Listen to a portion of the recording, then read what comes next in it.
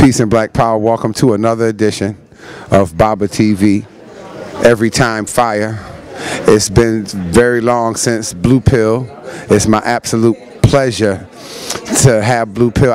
Was wondering whether if he was ever going to make his rounds back to BABATV. His brother be on here all the time, but Blue Pill is when he'd be traveling. That's all. Yeah. I have a question, Blue Pill. What is the state of America's good economy defined by? Considering, failing schools, infrastructure, homelessness, explosion, rocketing costs of living, utilities, expenses, inflation, rich getting richer, poor getting poorer. How does that equal a good economy? You've been in D.C. for a minute, huh? You know what I'm saying? You've been listening to that daytime TV in D.C., huh? That's a good question, because when they equate, or when Trump trumps this claim that he has a good economy, he's looking at what? A gross national product. He's looking at, line items, on an Excel sheet. What is he looking at? Because if we actually look at the infrastructure of this particular country, it's decrepit.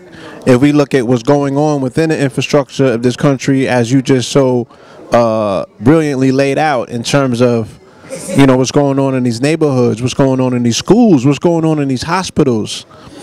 You feel me? What's going on in these supermarkets? What's going on in the hearts and the minds of the people who have little to no faith? The faith is dwindling. The light is getting real dim out here. So you can't necessarily equate the economy only to gross national product. You know what I'm saying? To what they're itemizing as a line item on an Excel sheet. We have to look at, the state and the nature of the people.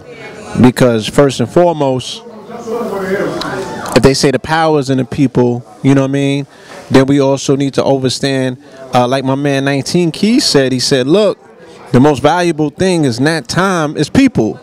You know what I'm saying? Hence the saying that your network is your net worth.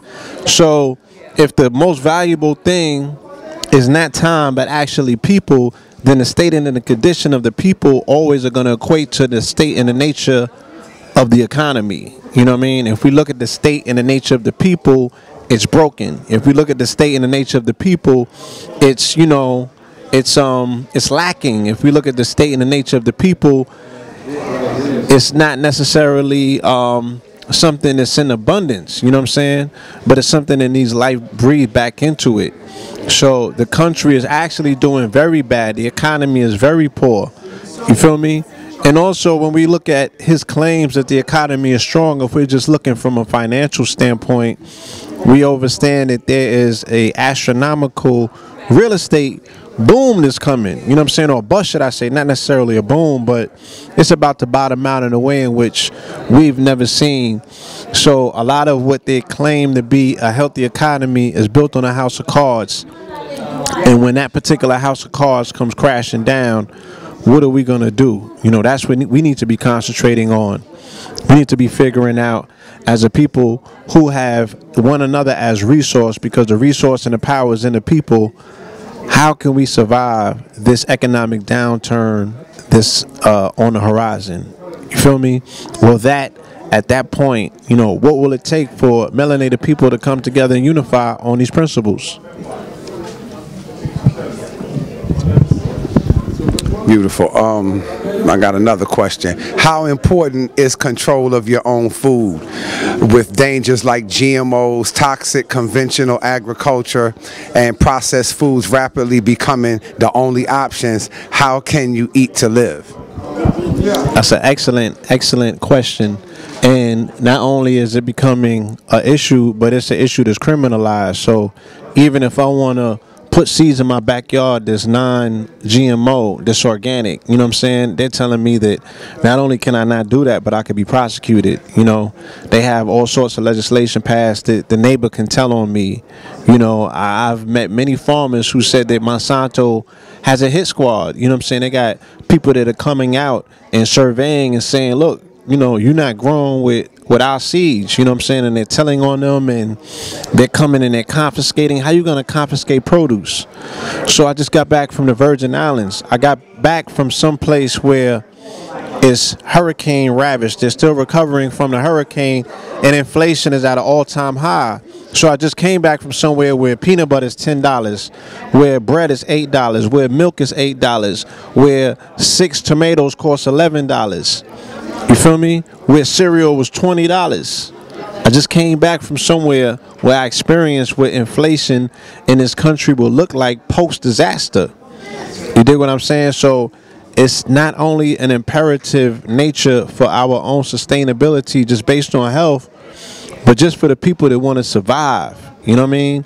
Something that's coming, something that might be, some sort of danger that might be impending and coming, you have to do for self, because you cannot rely on this government, one, to properly feed you, or two, to even feed you food that's actually food.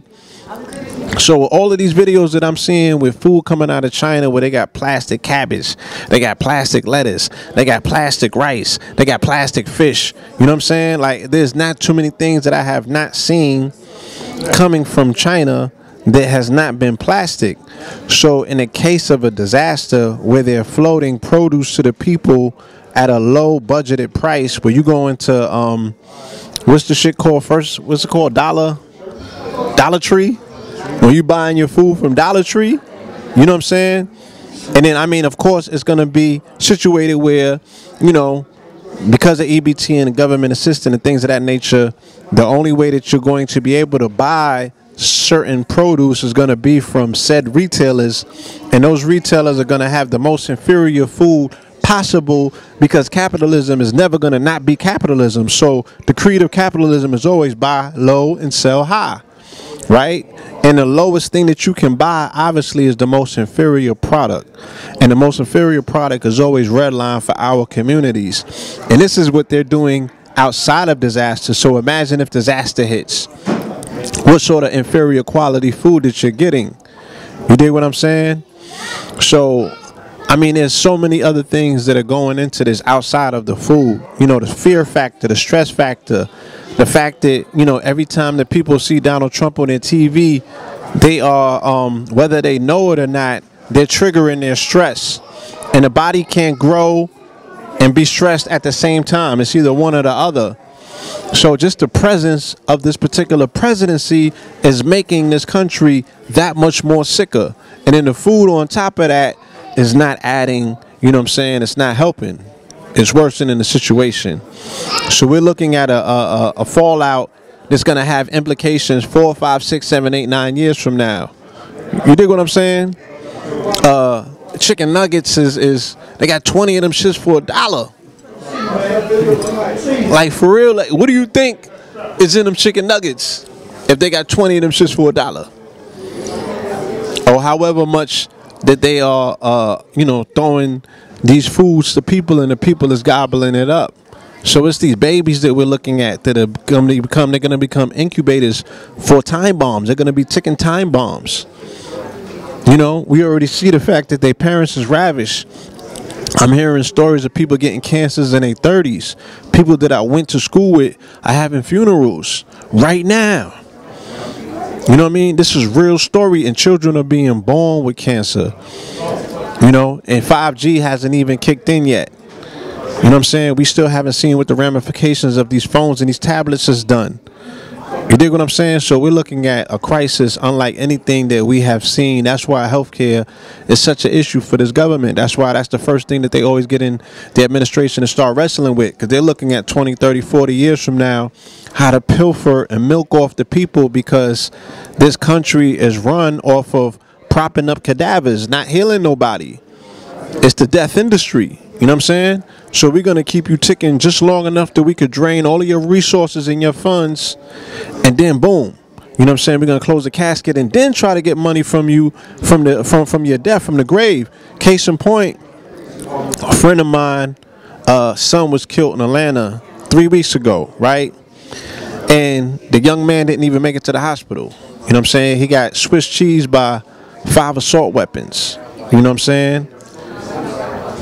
They sent the mother, after 2 weeks a $40,000 hospital bill.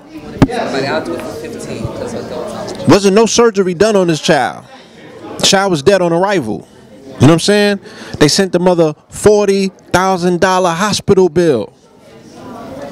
So we don't really understand what's taking place here. The level of raping, the level of disregard, the level of, you know what I'm saying? These people are openly showing their fangs and telling you, look, enough is enough. We done had it. You know what I'm saying? War been declared. And this is some shit after the fact. You know? Beautiful, powerful.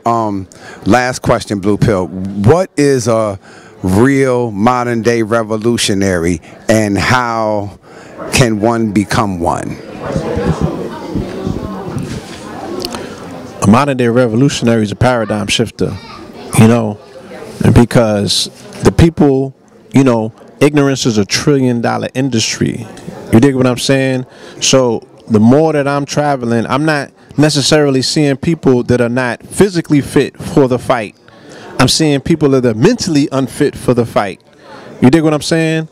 So it's so hard at this particular point in time to be a revolutionary when you have all of these conflicting conversations taking place at the same time via, you know, Ratchet Mondays or everything else that's on social media, or these celebrities with the stay woke or play woke movement. You know what I'm saying? How can you stay woke or play woke?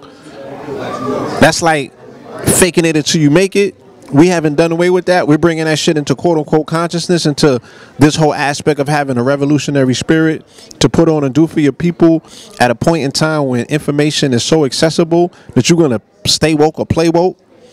So, you know, it's critical because, you know, media has figured out, or the entertainment industry has figured out how to mass produce revolutionaries or consciousness, or, you know what I'm saying, people that are standing on the stage in this platform speaking of these same things that you might see on your timeline every day on social media. And for other people listening, that's enough. You know what I'm saying? Where they like, oh, this person must have something to offer because they sound the part, they look the part.